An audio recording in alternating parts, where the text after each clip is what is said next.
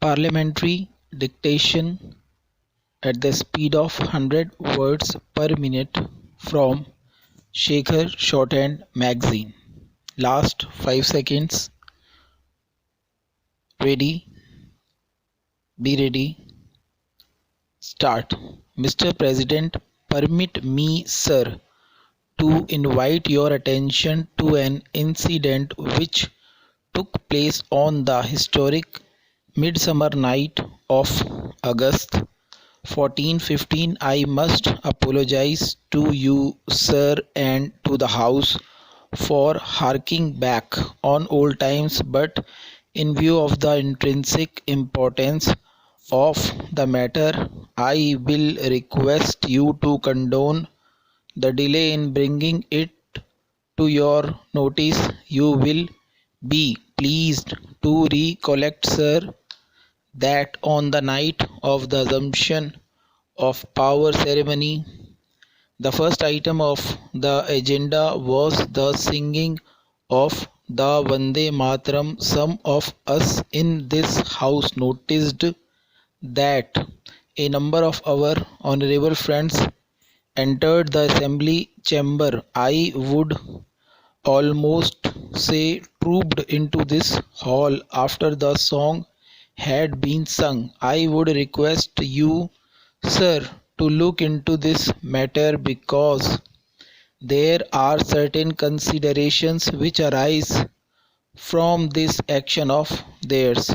They entered the hall simultaneously, so simultaneously that it gave the appearance of the act having been performed not so much by accident as by design. You will be pleased to remember that the assembly had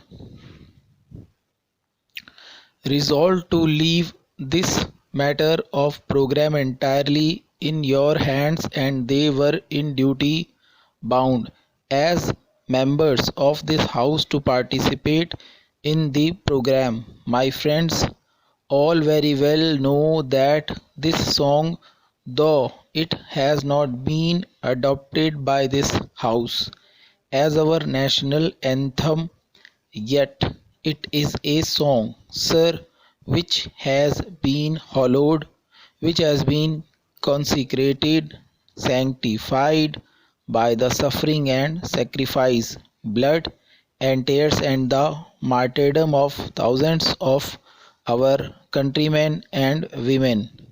I shall be happy to hear from those members who came after the national song had been sung that they did not by design but only by accident. Thank you, Mr. President. I am really pained to see this matter being raised by an honorable friend of mine for whom I have great respect and love.